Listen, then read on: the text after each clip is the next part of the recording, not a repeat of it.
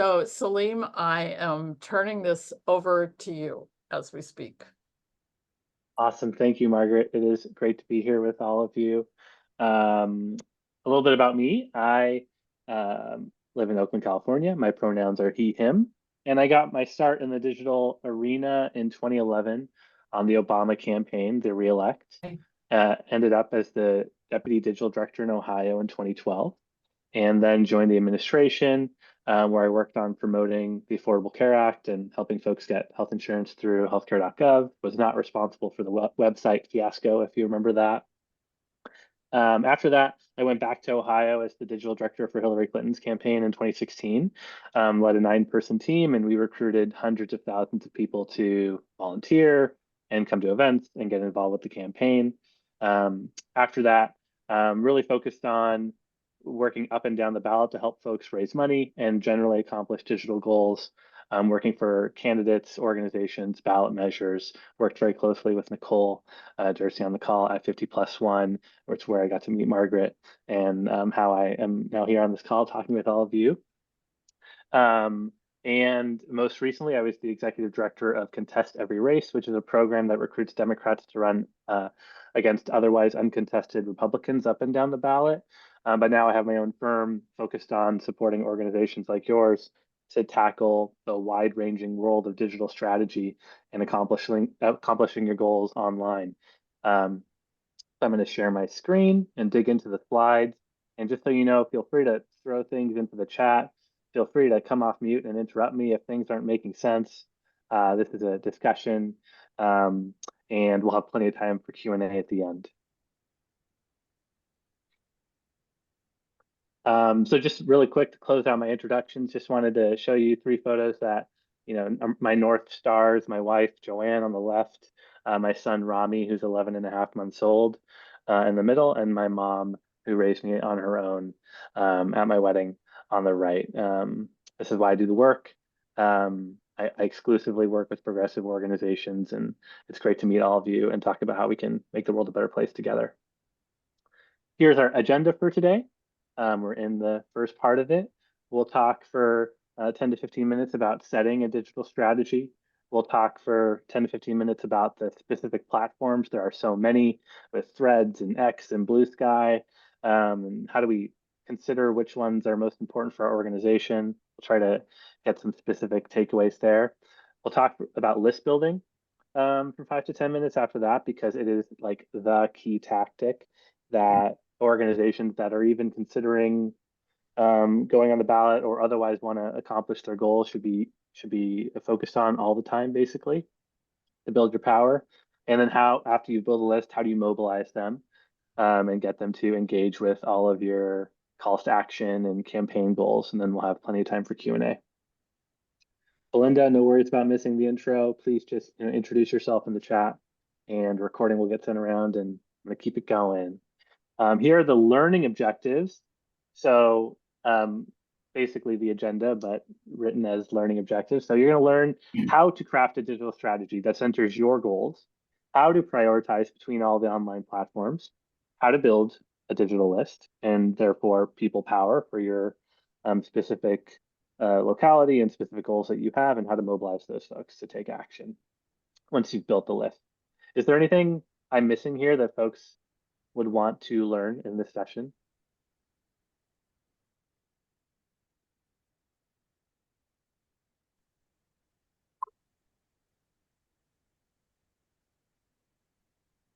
I'm okay with awkward silences, but I won't wait too long. Aaron says it sounds great. Thank you, Aaron. Feel free to throw in the chat if there's anything else you'd like to learn about today. But again, there will be Q&A at the end where we can get really specific on whatever problems you're trying to solve or whatever situations you're trying to address. Okay, let's get started talking about digital strategy. So before we do, it's worth reminding ourselves why digital is so important. Not just because of the pandemic, but because of like just the tangible ways that we all spend our lives these days. So I have 3 stats on the screen, and I'd love folks to come off mute or put in the chat what they think these stats represent.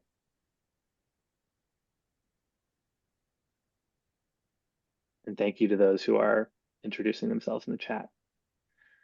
Please keep that up and feel free to use the chat to ask questions and comment. But throw in the chat or come off mute.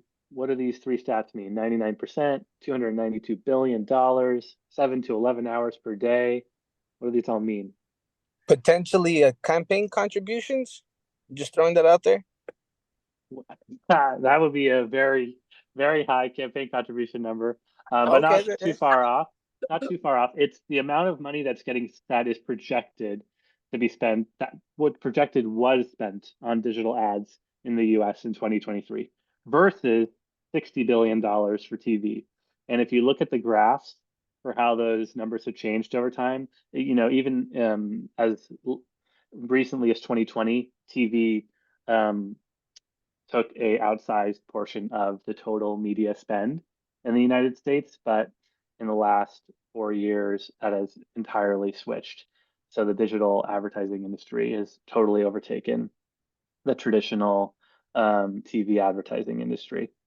In the chat, amount that goes into digital work, amount of time people spend online. September, you got it right. So that's the stat on the right, 7 to 11 hours per day. So each day, the average American is spending between 7 and 11 hours connected to an online device, whether that's their online TV or a Zoom call like this, or their email inbox or a website. During the pandemic, some people were polled as having spent as much as 19 hours per day, which is a very little amount of sleep to get in a given day. But if you're not sleeping much and you're just spending all your time on Zoom, I guess you could get up to 19. So yeah, the last one we're missing is the one on the left, which I don't think anyone has gotten yet. Percent of people who use social media, that's a really good guess, Mary. That one's probably the hardest one, so it might be difficult.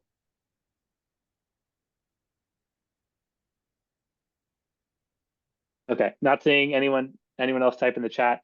99% is the open rate of a text message. As in, if you send somebody a text, they'll see it. Doesn't mean they'll read it, doesn't mean they'll respond, but they'll see it. And that indicates a level of power that you don't typically get in the digital space, where open rates for email are between 5 and 25% at most. Well, yeah, some people aren't even looking at the texts that are coming through, but most of the time you might get ignored, but people will log for a second that they got texted by somebody.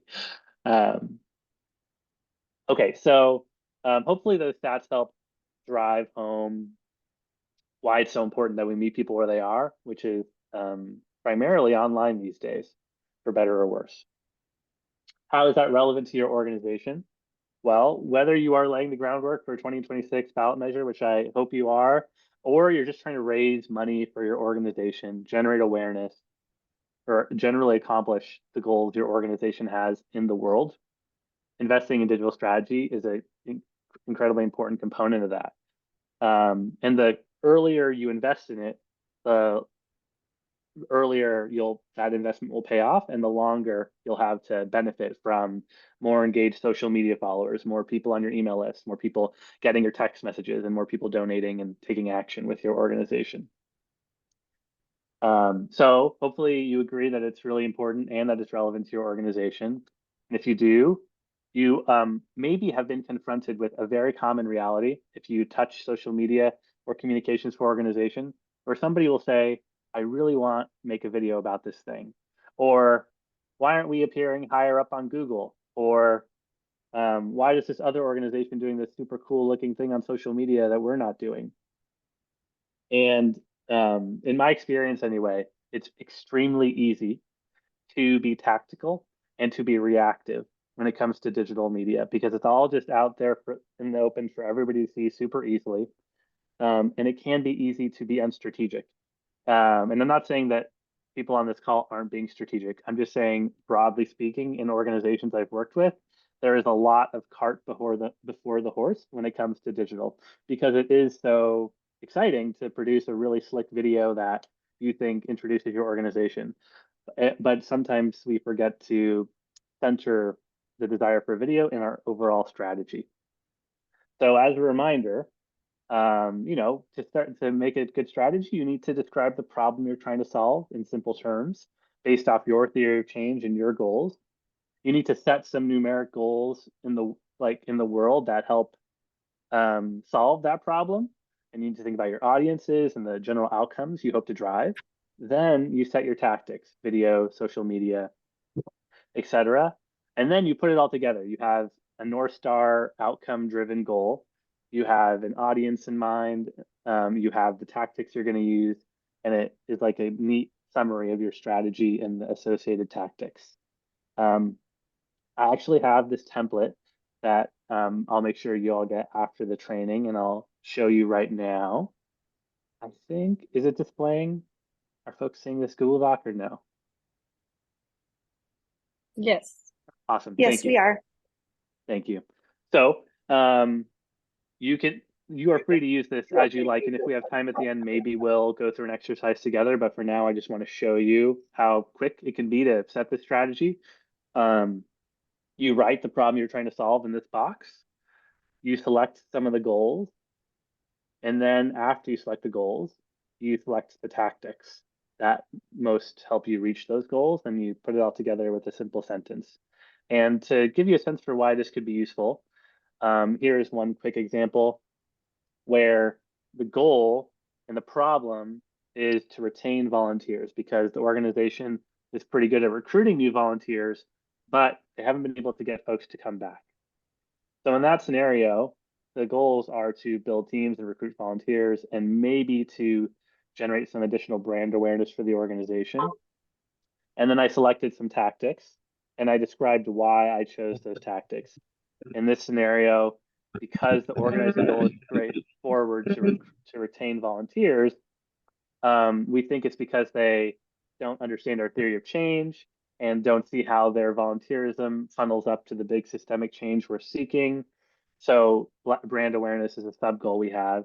And the general idea here is to build a hub on our website that's exclusive for volunteers where we can celebrate them, appreciate them, maybe give them exclusive swag or exclusive content or access to our organization's leadership to impart upon them how important they are to the organization.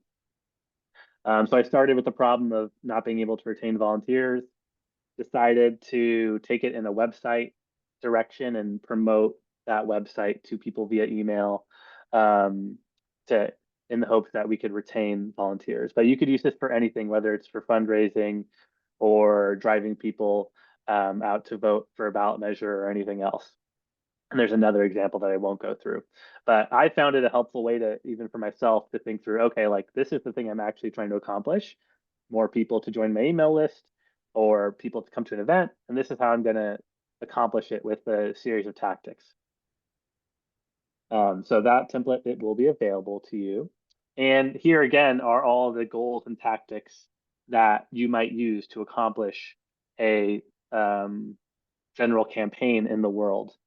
I think this is a fairly comprehensive list of things you might do, but I'd love to hear if folks have other tactics or goals that they've worked towards with digital.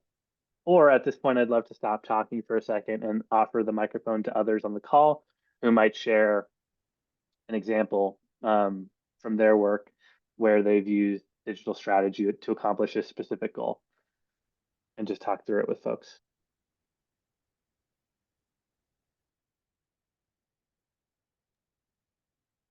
Come on, guys. I do have examples in the slides, but there's nothing better than learning from folks who are doing the work in this moment. So I'd love for somebody to come off mute. Okay. So one thing that we've been doing to try to get more families to enroll in our services is we've created like an Instagram account and like a Facebook page that we advertise our posts to. But I didn't want to speak up just because I know that, oh, sorry. Just because I know that that's a very basic thing to do. And so I'm just kind of excited to see what extra stuff we can do beyond that. Sometimes the basics are where you should stay. Sometimes you might have time for the extras. There's definitely no shade at doing the basics and doing them well. Austin, have you found that Instagram account and your approach has been driving the results you hoped for? Um, I think in like holistically, probably it's hard to specifically tie one of those to a specific like numerical outcome, just because when we were initially trying it, we did a lot of things at once. And so it's hard to actually figure out what changes led to what results. And so we're just kind of going back to trying to get a baseline right now so that we can compare other tactics or um, processes in the future to see if we get better or worse results out of them, if that makes sense. It does. Yeah. And that speaks to one of the things I love most about doing digital marketing, which is that if you make your website properly and put out your social media properly and have a very specific call to action, you can measure everything in real time. How many people did I drive to sign up to this event from my Facebook post versus my tweet versus digital ads in my email? And just getting all that data back in real time can make a huge difference in where you then spend your time to drive the most effective results. So Lena, Evelyn has raised her hand.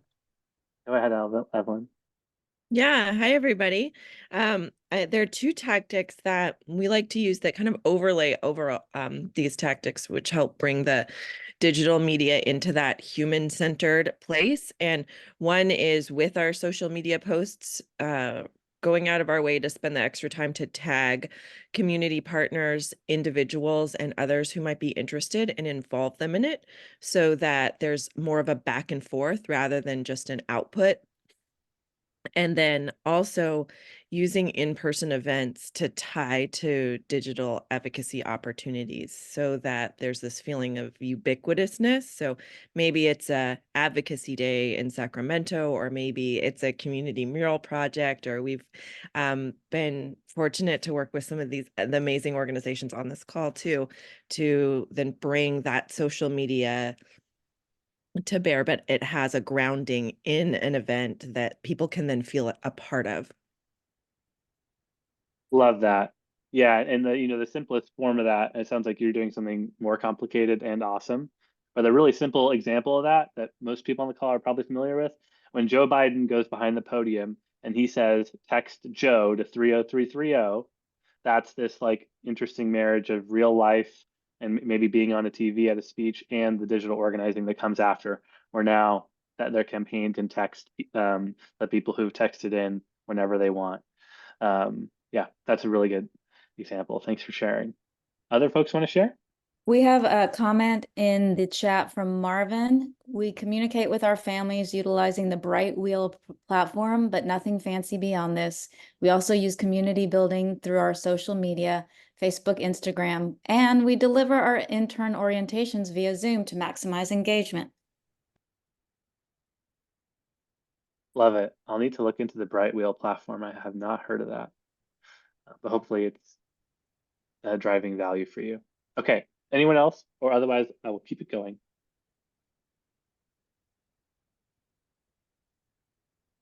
Okay. So let's talk about all the platforms that we have at our disposal and how they relate to the goals we have. So there are more platforms that are on this slide, but I tried to bring in the most important, the ones that are most in the news and the ones that are most used by the population in the US. But if you think that something's missing and you want to discuss it, please just unmute or type in the chat. From my perspective, there are 3 must-haves for every single organization, and they are a website, an email program, and some version of utilizing texting because of that 99% number and because all of us are inundated with so many emails. So you'll note that I just said social media isn't essential. It is extremely important, but if you are like a single ED of an organization and you're trying to do everything at once, I would prioritize website, email, and texting before social media. That's my own personal take. And the great thing about digital is that every organization gets different results and different data back. And if you're getting much better results from social media than from your email program, you should absolutely ignore what I'm saying and continue to prioritize social media. But typically, when you go and look at the numbers about how many people came to this event, how many people gave money to my organization, how many people took this online advocacy action, you'll see that the vast majority, typically, generally, come from email and texting and your website. So that's why I say what I say. So what does that look like in practice? And what does it mean to, have a website and prioritize various things? Well, let's look at Funding the Next Generation's website, where the clear, most important call to action on the website at the top right is sign up for updates. In red, it takes you to a page where you can sign up to get on Margaret's email list. That's the clear call to action, and there's a bunch of information about all the work that Funding the Next Generation does. Websites are still really important because they are the front door to your organization online. And what you write there and what calls to action you represent are just really important. So I encourage you all to ensure your website is accurately reflecting everything your org does and everything you want the people who support your org to do. And here's just another example from the Children's Funding Project where there's 5 kind of equally important things that they've called out between the things the website is offering. On the email front, I've been doing some work with the Sacramento Kids First Coalition, and they just recently had a huge mayoral forum in Sacramento, driving over 500 people to attend, youth-led and organized. And I wanted to bring in some examples from them. So we've got 2 different emails on the left, one with a photo, kind of thanking people and recapping the event. One in the middle from Jim Keddy that is inviting people to attend the event, and a text message on the right. This is what they had me help them with to get texting set up, both encouraging people to attend and invite friends to join them. So, there's nothing incredibly fancy about any of what you're seeing on the screen. Some basic words, an image, maybe a link to the event, and why it matters for people to take the action the email is asking them to take. Oh, Erin, go ahead. Thanks, Salim. So my question around email is how content like heavy and how much writing should it be? I recently had a conversation. I mean, we send out emails for our organization, and I recently had a conversation with my mom that she does not read our emails because they're too lengthy. And I was like, if my own mother is not reading our emails, clearly something's there. So I mean, but like, what is that sweet spot? Because we also, I mean, when I'm writing them, like I really do write from the heart and I'm trying to make a connection with people. So yeah, any recommendations there? Great question. And my overall recommendation is to follow the data. So it may not resonate with your mom, but if you have in your email system, whether it's MailChimp or Constant Contact or anything else, a log of, oh, these are the long emails I sent. Oh, and then I found some that are shorter. Which one's got more clicks and opens and actions taken from them? That's the answer to your question that is most concrete, though I know it's also vague. So let me offer some generalizations as well. Generally speaking, people spend between 5 and 15 seconds on any given email, but there's a lot of email spam and a lot of bad emails from organizations we don't care about that end up in our inbox that bring that number down. So if you have cultivated a great relationship with the people on your email list and they want to hear from you, they could be spending minutes reading your emails and getting a lot of value.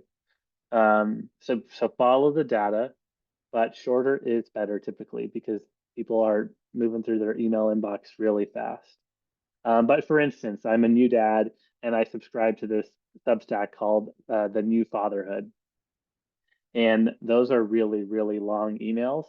And I read almost every word every time. It takes me like 5 to 10 minutes. They're essays, but they really help me, you know, consider what it means to be a dad. And so it's clearly working for that author. And you just have to know what your audience wants and look at the data to try to assess that out. But typically short. And I'll also offer a verbal template for how you can write an email short and sweet, which is first, why am I sending the email? I want people to give money. I want them to come to an event. I want them to go to my social media account, whatever the goal is. You've identified what it is you want them to do. So you say, hey, Salim, not hope you're doing well. This is why the thing I want you to do is really important. Like, please go to our social media account because we're trying to generate more awareness about this critical issue and raise money for kids. You link to your social media account right away, and then you expand more on why social media has gotten more important for your organization or whatever your ask is, and contextualize the call to action further. And then you put the link again, and then you say goodbye. And if you follow that template, it can take you like, 15 minutes to write some of your emails because they can be really short and to the point. And you're immediately getting the ask in front of people who will spend 10 seconds with your email and giving more context to people who might spend a minute with your email. Hopefully that was helpful. Thank you for asking. Great question. Cool. I'll keep going, but again, we'll have plenty of time for questions at the end as Hey, well. Salim, it's Margaret. Yes. Did you help the Sacramento people? Because I'm on their list and I am so impressed. It's very casual, it's short, it feels personal. When I first get it, I think it's just to me. And I have to say, it's really great. And I want to say, while I'm talking, that getting 500 people to a candidate forum for mayor, you can't do anything more useful, useful in terms of pushing your agenda. So the goal was fabulous and the strategy just was overwhelmingly effective. They have an amazing team, so I will take just a smidgen of, like a fraction of credit that in 2020 I helped them think through their overall digital strategy, and they've been using Action Network as a tool set to send emails since then and doing amazing work. Thank you, Margaret. So email, text, those are my #1 recommendations besides your website, but Facebook and YouTube are second most important. And why do I say that? Let's look at the data. According to very recent Pew Research, YouTube and Facebook, accounted for a majority of Americans' usage of social media or internet-powered platforms, with YouTube being at 83% usage in the US population and Facebook being at 68. Now, these numbers only matter in as much as you care about the general population. Young people, different, people of color, a little different, specific communities you're trying to target in specific cities, a little different. But broadly speaking, this is where people are landing. Everyone's on YouTube, most people are on Facebook, and then everything else is a smattering. You've got heavy Instagram power users in the millennial camp. The young people are using TikTok and Snapchat a ton. Professionals are using LinkedIn more and more these days. But if you want to reach the widest, broadest audience, Facebook and YouTube. YouTube does rely on you having the capacity to produce video content. So it may not make sense for you to be there, and that's totally okay.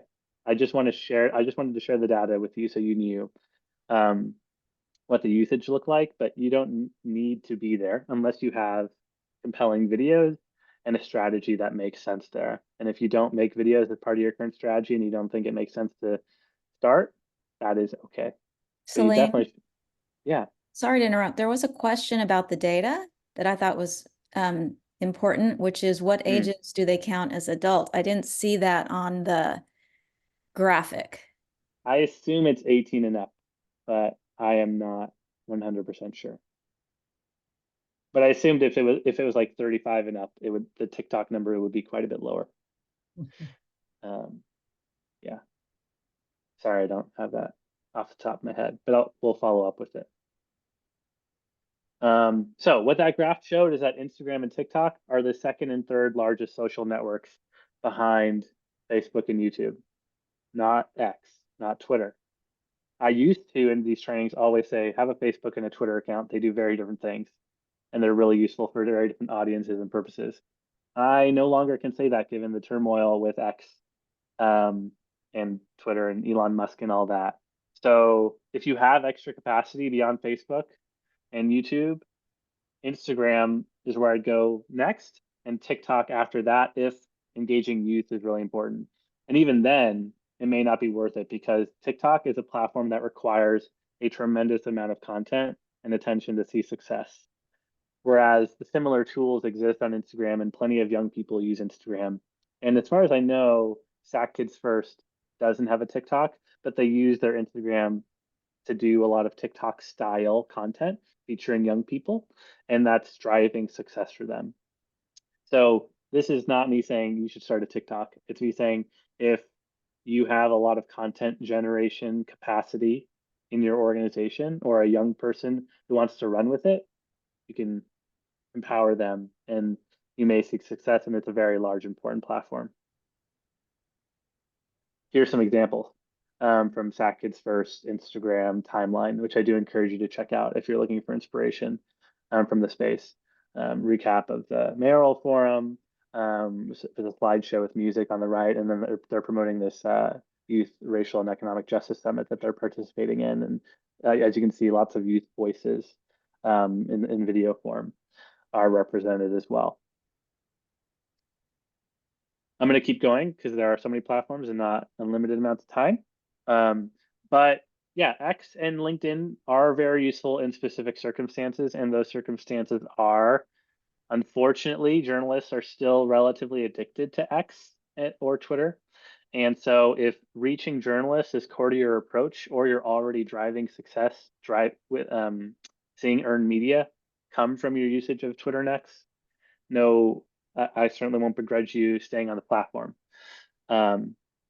LinkedIn, obviously the professionals network where if you are trying to reach professionals for any reason, it may make sense for you to post there. I think a lot of executive directors find value posting on LinkedIn on a regular basis to establish themselves as thought leaders and influencers and make connections with other partners in the space who are, staffing organizations that they're allied with.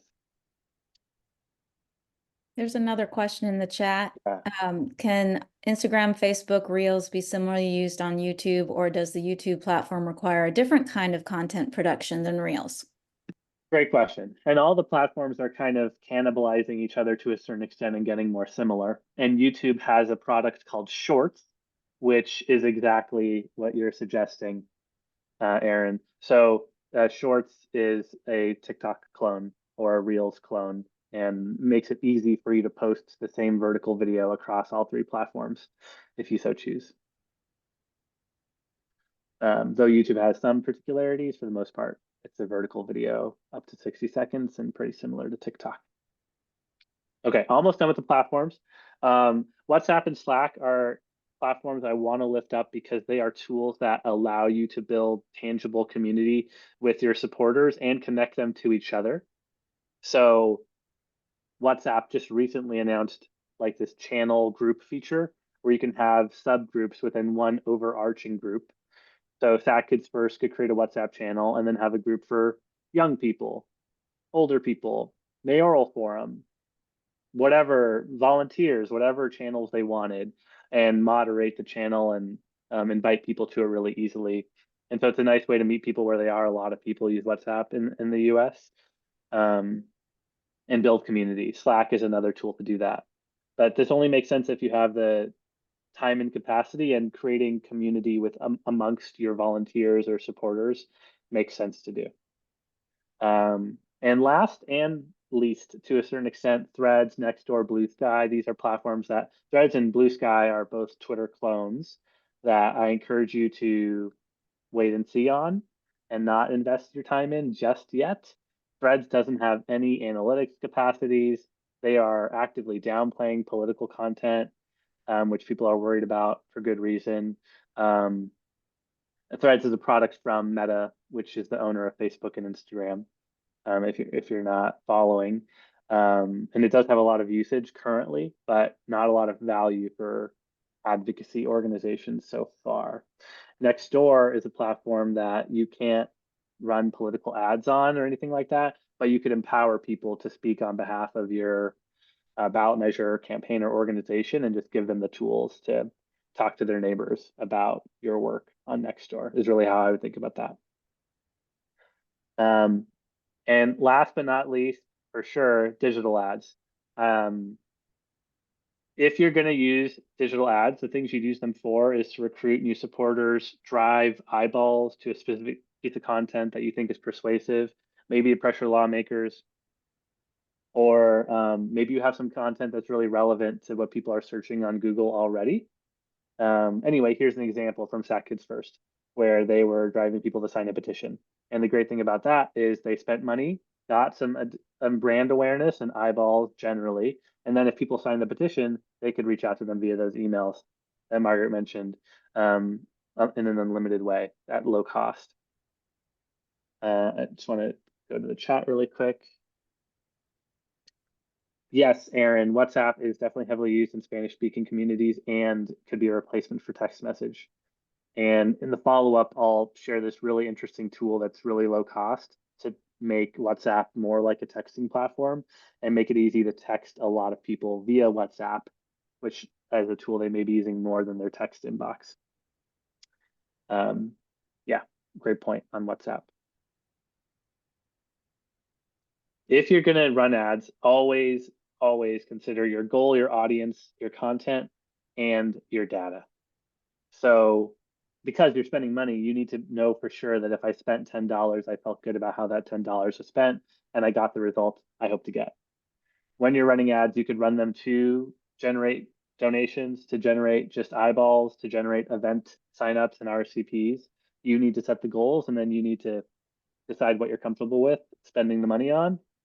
But typically, if you're running a ad just to build your list, which I'll be talking about a little bit more, you want to be able to drive somebody to your email list for $1 to $3 per sign up. That's a pretty standard industry benchmark. And if you're spending a lot more than that, you should try different creative, or maybe digital ads just won't work for you for that purpose. But always consider these 4 things if you're going to run ads. I'm just going to skip my slide on AI. I'm running low on time. So let's talk about list building. List building is an evergreen tactic that has significant short and long-term payoff because it helps you accomplish all of your digital goals. Whether you're trying to drive people to events or get donations, the more people you can ask, the more people will ultimately do it. So no matter what your specific goals are right now, I can't imagine a scenario where inviting more people to subscribe to your updates would not help you achieve them. So I'm sure most organizations on this call are already doing that for the most part when it comes to email, but you may not be doing it with text message. And that's where I want to encourage you to try to get people to opt into getting text from you, because text, as I said, 99% of people are seeing text messages and quote unquote opening them. And generally the return on investment for text versus email is much higher. So I'd love to stop here. I've been talking for a while and hear about people having success building an audience over email or SMS. Whether you were running petitions or just encouraging people to sign up for updates or anything else. I'd love to hear some examples of people having success list building.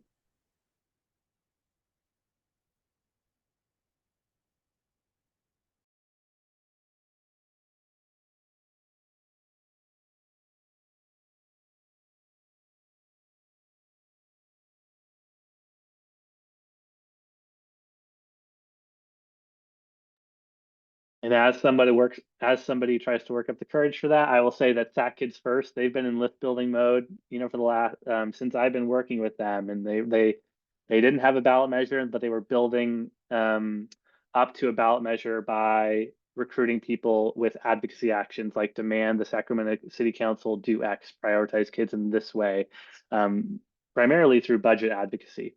then they had a ballot measure and could talk about that and encourage people to sign up to support that. And they don't have an active ballot measure now, but the way they list build is that they invite people to continue advocating for the implementation of that ballot measure to be as kids centric and focused as possible.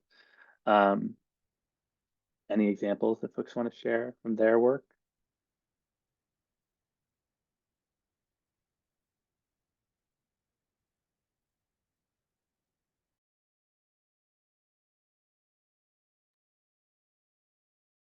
Thanks, Aaron, for the comments on texting.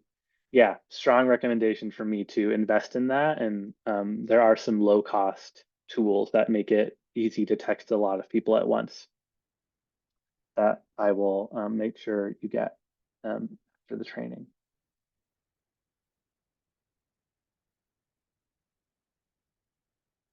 Evelyn, great question on the onerous advertising hurdles you have to run through to be able to run political ads. And unfortunately on Meta platforms, Facebook and Instagram, anything that has to do with anything of importance in our society is labeled political. So you need to get registered to run political ads, and it is annoying. You can hire people like me who are already registered, which typically requires both sending your ID to Meta and then also your social security number, and sometimes getting like a notary to confirm that you are who you say you are. Yeah, I have no tips beyond it's if you know you're going to run ads and you're not authorized to run them now, do it now before November for sure to make sure you're ready, or find somebody who's already authorized to help you run them on your organization's behalf. But even if you hire me, for example, you still need to get your organization authorized, which is a little less onerous than the personal authorization, but also onerous. But Salim, if you're just saying, go to a budget meeting, is that a political ad? It depends. Sometimes you can skirt around it, but they're using machine learning and AI to suss out what they would flag as political. And most likely going to a budget meeting would be flagged as political. Yeah. Anything where you're engaging with civics, even if it's, even if by law and it's so obvious that it's a C3 permissible thing, that's political. C3s are political to Meta. They definitely overcorrected after the Russia Cambridge Analytics thing. It's the reality we're in. And it's important because Meta remains one of the most effective platforms to set a goal and target an audience and drive them towards your goal. Turn out for an event, giving to your organization, signing a petition. So that's can be really powerful. But I'm gonna keep it moving. Here are some ways outside of ads that you could build your list and audience. Make sure your website's really mobile friendly, that it loads really fast, and that there's a clear email sign up on it. Make sure that your landing pages have really clear calls to action. Here's some examples of what that can look like. Congress must let us protect ourselves from pesticides. Demand cities stop fueling the climate crisis. Tell Google, stop profiting. Tell the Sacramento City Council, kids are our number one priority. You get the idea. Really pointed language works best for petitions. Digital advocacy. This one is one of my favorites. So the way that Sac Kids First has built so much of their audience is through inviting them to immediately take advocacy action, message the Sacramento City Council, sign our petition, which we will actually drop off to the Sacramento City Council, advocating for more kids funding, advocating for our version of implementing the ballot measure. And so they accomplish two things at the same time by getting somebody to sign up for the list if it's their first time taking action with them, and influencing the city council. As we talked about a little earlier, in-person events and QR codes and text Joe to 30330, other ways to build your list as well. And just to show you how common this is, here's the private sector.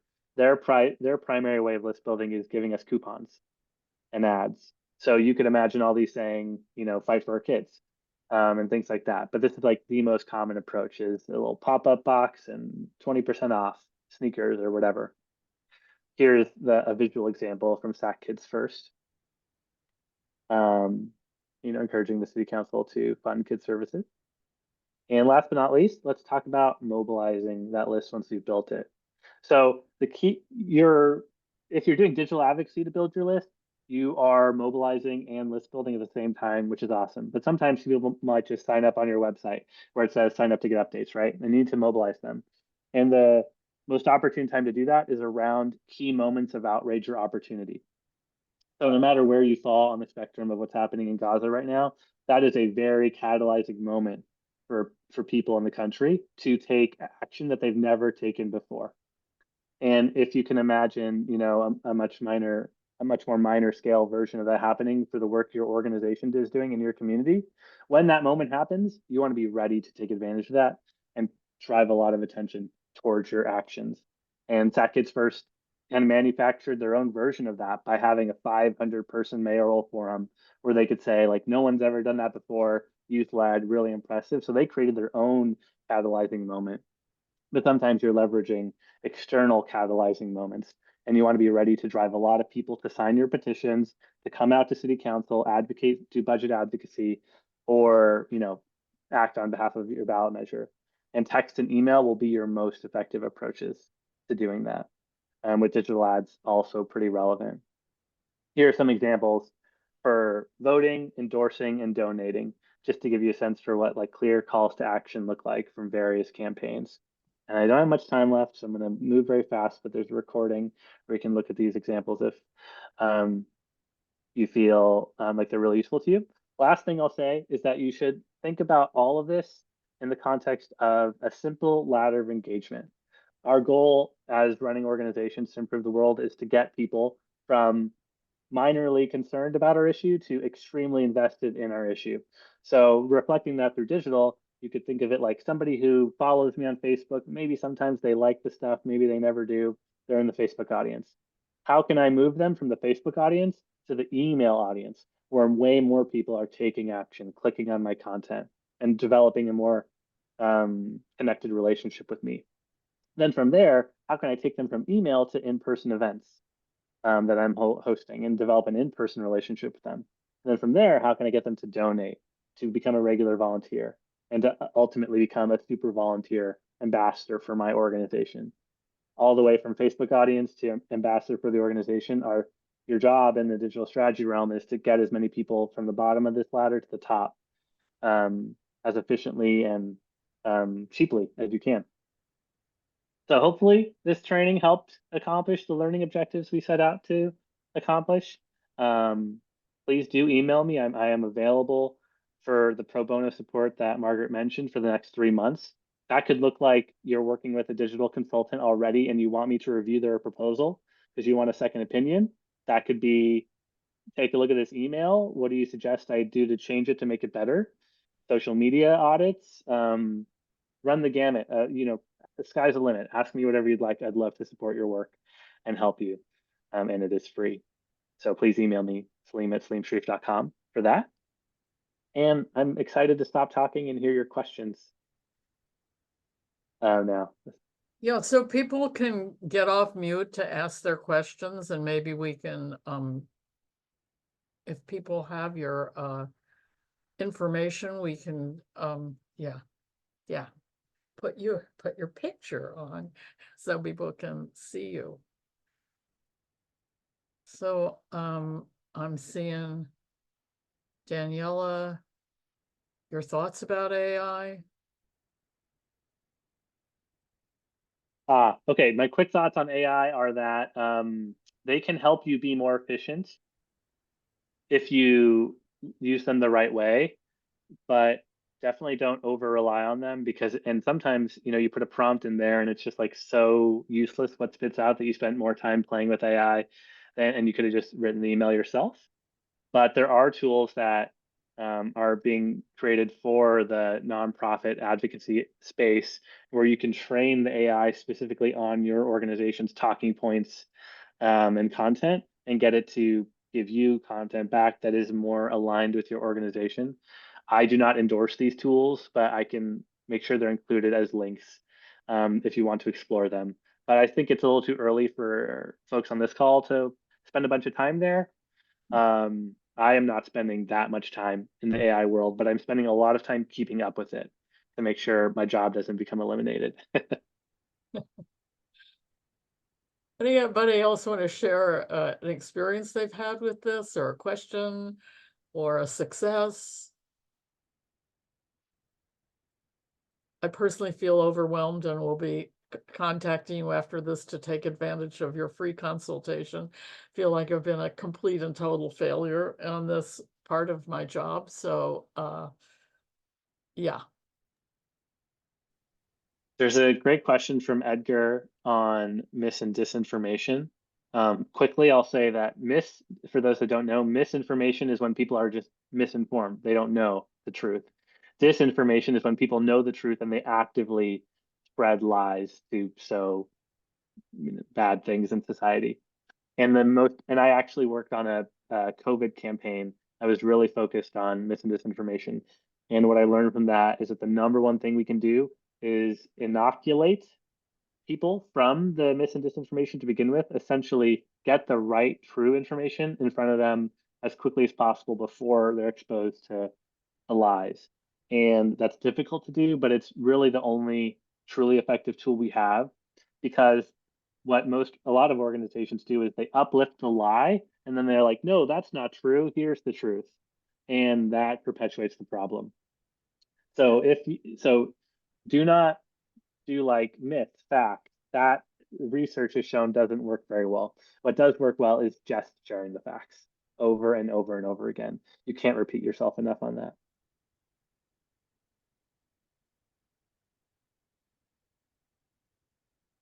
If there are no other comments and questions, I'd really like to have people write into the chat. And did this help? Was it useful?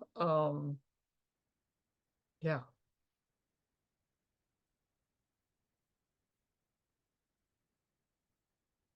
I can't read the last comment, but I appreciate all the love and notes of helpfulness in the chat. I'm glad to hear it. I'm seeing this question from Carrie. yeah, what's her Yeah, I totally understand your challenge, Carrie, which is why I tried to don't worry if you're not doing a lot of social media.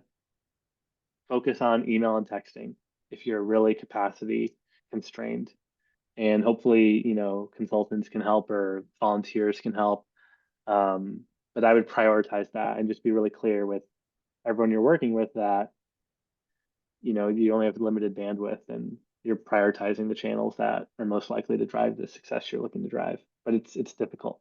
Because they work in Humboldt County and it's a huge geographic area, so reaching people, you can't do it in person very often, so.